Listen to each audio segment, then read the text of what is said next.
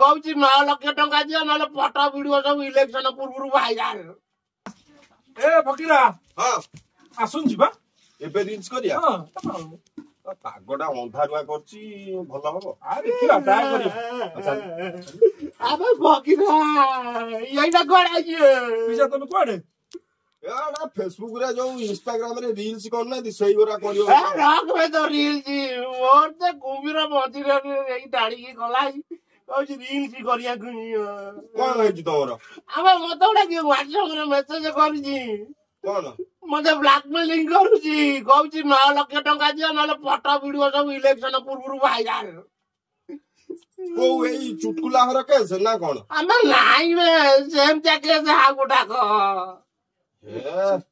ଦାଦା ତମର ଏଗୁଡା କି ଏ ବୟସରେ ବୁଢା ବୟସରେ ତମେ ଏଗୁଡା କେଳେଙ୍କାରୀ କରୁଛ ଅଛି? ସେ ଦେଖେଇ କଣ କେମିତିଆ ଫଟୋ? ତମକୁ କଣ ଦେଖିବି ତମ ଗୁଡା ପୁତୁରା ଦିଟା ହବ ତମକୁ କଣ ମୁଁ ଦେଖେଇବି? ଆମେ କଣ କରିବୁ ଆଉ? ତମେ ମତେ ସେଇଆ ଚଇତା କହିଥିଲା ମାମୁଁ ଠାରୁ ହାତେ ଚାଖେଣ୍ଡେ ମାପିକି ରହିବୁ ଆଉ। ମୁଁ ସେଗୁଡା ଦାଦା ମୁଁ କିଛି ବୁଝିପାରିବି। ଇଏ କାମ ସେ ଚଇତା କରୁନି ତ। ତମେ କଣ ଭାବୁଛ? ଆମେ ଚଇତାକୁ ତମେ ବିଶ୍ୱାସ କଲନି? ସିଏ ଏମିତିଆ କାମ କରିବ? 4 ଦିନ ହେଲା ଦେଖା ଯାଉନି କୁଆଡେ। ତାଙ୍କର ନୂଆ ମ୍ୟାନେଜର ଟା ଆଇଛି ବା ଗେଜେ ଗେଜେ ହଉଛି। ସେ ତାର ସାଡେ ସବୁ ବୁଲୁଛି ତା ସାଙ୍ଗରେ କ୍ଲୋଜିଂ ତାଙ୍କର ଚାଲିଛି କଣ କହୁଛି ଦୁନିଆ ଟେନସନ। ମୁଁ କଣ କରିବି ପ୍ରଭୁ ମତେ ରକ୍ଷା କର। 9 ଲକ୍ଷ ଟଙ୍କା ହଁ ବା ଖାଲି ଫଟୋ ରଖିଛ ନା ଭିଡିଓ ଭିଡିଓ ସବୁ? ସେ ସବୁ ରଖିଛି ରେ ବାପ। ଫସିଗଲ ପୁରା ଆଉ। କଣ କରିବ ତା ଦେଇଦଉନ 9 ଲକ୍ଷ ସେ କାଟିଦେବେ। 9 ଲକ୍ଷ ଟଙ୍କା ମୁଁ କୋଉଠୁ ଆଣିବି? ଗୋଟେ କାମ କରୁନୁ ନହେଲେ ତୁ ନହେଲେ ନେଇଯାଉନୁ ତୋ ମୁଣ୍ଡକୁ କେସଟାକୁ। କଣ ଏଇ ଯୋଉ କେସ ମୋ ମୁଣ୍ଡକୁ ନେଇଯିବି? ଦାଦା ତମ ମୁଣ୍ଡ ଖରାପ ନା କଣ? ମତେ 3ଟା ଜିନିଷ ପ୍ରବଳ ଘୃଣା। ଗୋଟା ହେଲା ଦାରୁ ଦାରି ନାରୀ। ଏ 3ଟା ଜିନିଷ ମୋ ଦ୍ଵାରା ହେଇପାରିବନି। 1ରେ ନାରୀ, 2ରେ ମଦ, 3ରେ କଣ ଦାରି। ଏଗୁରାରେ ମୁଁ ପଶେ ନାହିଁ। କଣ କରିବି ଅବିକା? ତମେ ତମର ଯାହା କରୁଛ କର। ଏଗୁରା ଯୋଉ ପ୍ରକାର ଆଇନ କାନୁନ ହେଲାଣି ଅଇନା ସେ ଝିଅ ନା ସ୍ତ୍ରୀ ଲୋକ? ସ୍ତ୍ରୀ ଲୋକଟା। କଣ କରିବ କହିଲ? ଏରା ଜାଣୁଛ ତ କୋଉ ଗୋଟା ହଁ ମାରପିଟ ହେଇଗଲ କଣ ହେଇଗଲ ଅଲଗା କଥା।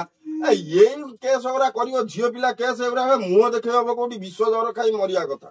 ଯାଉଛି କୁଆଡେ ନହେଲେ ଗ୍ୟାପ ହେଇଯିବି। ଆଉ ଗ୍ୟାପ ହେଲେ କଣ ହବ? ଭିଡିଓ ତ ଏଠି ଭାଇରାଲ କରିଦେବେ ସାରା ଇଣ୍ଡିଆ କଣ ବିଶ୍ଵ ଦେଖିବ ଆଉ। କୁଆଡେ ଯିବି ମୁଁ କୋଉଟା କଣ କହୁନୁ କରିବା? କିଛି କରିହବନି। ତମେ କଣ ଭାବୁଛ ତମେ ଏକ ଚାଲାକିଆ ବିଲେଇ କ୍ଷୀର ପିଉଛି ନୁଚି ନୁଚିକା ଯେମିତି କୁହନ୍ତି? ତମେ ଭାବୁଛ ତମେ ଗଳି ଯାଉଛ କେହି ଜାଣିପାରୁନାହାନ୍ତି? ମୁଁ ଜାଣିଥିଲି ଏଇଆ ହିଁ ହବ ବୋଲିକା। ତମକୁ ଯେତେ କହିଲେ ତମକୁ ବୁଝିବାର ନାହିଁ କିଛି ନାହିଁ। ମୁଁ ବାରମ୍ବାର କହିଲି ହଁ ଯଦି କେବେ ତମର ଅଭ୍ୟାସ ଅଛି ମଦ ଟିକେ ପିଅ ଘରେ କୋଉଠି ଶୋଇ ପଇଲେ ଅଲଗା କଥା। କାହା ବାପା ପଇସା ତ ତମେ ପିଉନ। ଝିଅ ପିଲା କେସ୍ ନାରୀ କେସ୍ ଏଗୁରା କର ନେଇ। ବାହାରକୁ ଯାଉଛି ନହେଲେ ପଳେଇ। କୁଆଡେ ପଳେଇବ ବାହାରକୁ? ଯୁଆଡେ ଗଲେ ବା ତମକୁ ପୋଲିସ ଘୋଷାଡିକି ଆଣିବେ। ଆଇନର ହାତ ଲମ୍ବା। ତମେ କୁଆଡେ ପଳେଇବ? ଝିଅ ପିଲା କେସ୍ ରେ କୁଆଡେ ଯାଇପାରିବନି ନା ନାଇଁ? ତୁ କଣ କହୁଛୁ କରିବା? ତମେ କଣ କରିବ? ତମେ ହେଗୁରା ଜାଣିଥା। ଏ ଭିଡିଓ ପକେଇଦବା କମେଣ୍ଟରେ ଲୋକ ଯାହା କହିବ ତମେ ସେଇଆ କରିବ। ଦଉନୁ 9 ଲକ୍ଷ ଟଙ୍କା ମୁଁ ଦେବି। ମୋର ଚାଳ ବେଳା ନାହିଁ। ମୁଁ ମୋ ଘର ଛାତ ପକେଇ ପାରୁନି। ମୁଁ 9 ଲକ୍ଷ ଟଙ୍କା ଦେବି। ମୋର ସେଗୁରା ଶୁଣ ଦାଦା ଯେତିକି ସମ୍ପର୍କ ଆମର ହେଲା ସେମିତିଆ କଥାରେ ମୁଁ ମୁଣ୍ଡ ପୁରେଇବିନି। ମତେ ଆଉ ସେଗୁରା କହିବନି। ମୋର ଟିକେ ବୋଲି ମାନ ସମ୍ମାନ ଅଛି। ମୁଁ ଆଜି ଜାଣିନି ସୁଖ ବେଳେ ସମସ୍ତେ ଦୁଃଖ ବେଳେ କେହି ନାହାନ୍ତି। ଦୁଃଖ ବେଳେ ଅନ୍ୟ ବେଳେ ଆମେ ଯାଇକି ତମକୁ ସାହାଯ୍ୟ କରିବୁ କିନ୍ତୁ ଏମିତିଆ କେସରେ ମୁଁ ଯିବିନି। ତମ ନିଜ ପୁତୁରା ଅଛି ଶଳାର ପୁଅ ତାକୁ ନେଇକି ତୁ ଯା।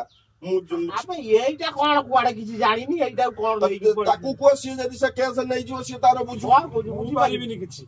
ମୁଁ କିଛି ପାରିବିନି। ତୁ ଆମର ଚାଲ ସିଆଡେ ଯିବା। ଆମେ ଚାଲୁ ଦାଦା ତମେ କଣ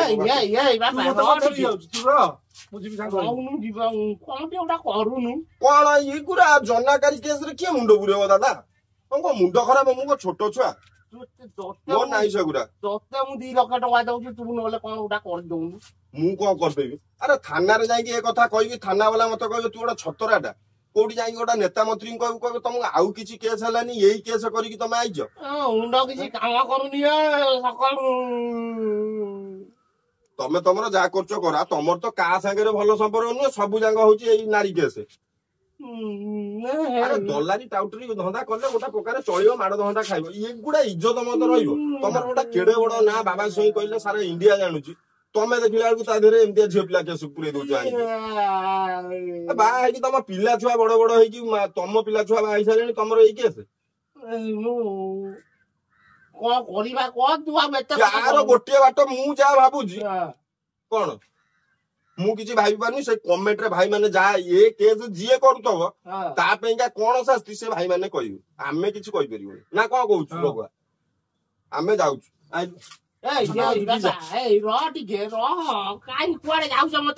ଆମର ବହୁତ କାମ ସିଆଡେ। ଆମେ କିଛି ଦାଦା ବିପଦ ବେଳେ ଛାଡିକି ଯାଅ ନା ରେ। ସେ 2 ମିନିଟ ସୁଖ ପାଇଁକା ସଜା ତମେ ଜୀବନ ସାରା ଭୋଗିବ, କିଏ ସେଇଟା ଯିବ? ଆମେ ଏତେ ବୁଝେଇଲା ପରେ ବି ତମେ ବୁଝିପାରୁନ, ମୁଁ କଣ କରିବି? ସେଗୁରା ଯିବୁ ସେଥିରେ ମୁଣ୍ଡ ପୁରେଇବାକୁ? ଆମେ ସବୁ ଜାଣିବୁ, ଶୁଣିବୁ, ଚୁପ ହେଇକି ରହିବୁ। ତମେ ଏମିତି ପର ଘର ଭାଙ୍ଗିବ, କୋଉଠି ସ୍ତ୍ରୀ ଛୁଆ କିଏ ଯଦି କୋଉଠି ଗରିବରେ ଅଛନ୍ତି, ଇଏ ଅଛନ୍ତି, ତାଙ୍କୁ ତମେ ସାହାଯ୍ୟ କରିବାର ନାହିଁ, କିଛି ନାହିଁ। ତାଙ୍କର ସରଳତାର ସୁଯୋଗ ନେଇ ତାଙ୍କ ଘରେ ସେଇ କାମଟା ଆରମ୍ଭ କରିଦବ ସାହାଯ୍ୟର ବାହାନାରେ। ଏଗୁଡା ଧର୍ମ ସହିବନି। ଭଗବାନ ଯେତେବେଳେ କାଳେ କାଳେ ଭଗବାନ ଆସିବା ତମକୁ ସବୁ ଦେବେ, ଆମେ କଣ କରିବୁ? ହଉ ମୁଁ ନହେଲେ ଯାଉଛି, ଯିବି ଘରେ ଯାଉଛି, କବାଟ ଦେଇକି ଆଜି ଶୋଇପଡିବି। ଆଜି ଶୋଇପଡିଲେ କଣ ହବ? ଭାଇ ମାନେ ହସିବେଣି ସବୁ। ଆଚ୍ଛା ତମେ ହସ ବି, ଏଇଟା ଗୋଟେ କାହାଣୀଟା, ଏଇଟା ସତ୍ୟ କାହାଣୀଟା। ଠିକ ଅଛି, ଆପଣ ମାନେ ଏଇ 2ଟା ଜିନିଷରୁ ସବୁବେଳେ ଦୂରେଇ ରୁହନ୍ତୁ। ବୁଝିପାରିଲେ କି ନାଇଁ? କଣ ବୁଝିପାରିଲେ ତ? ମାନେ ଯଦି କିଛି ଖରାପ କାମ କରୁଛ ନା, ହୁସିଆର ଦେଖି ଚାହିଁ, ଆଉ ସେ କାମରୁ ପୁରା ନିବୃତ୍ତ ରୁହ।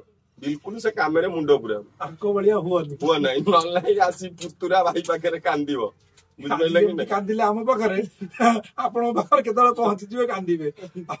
ତେଣୁକରି 3ଟା ଜିନିଷ ସବୁବେଳେ ଶାସ୍ତ୍ର କହିଛି ଦୂରେଇକି ରୁହ। ଦାରୁ, ଦାଢି, ନାରୀ, ଏ 3ଟା ଜିନିଷରୁ ସବୁବେଳେ ଦୂରେଇକି ରୁହ। ଜୟ ଜଗନ୍ନାଥ, ନମସ୍କାର।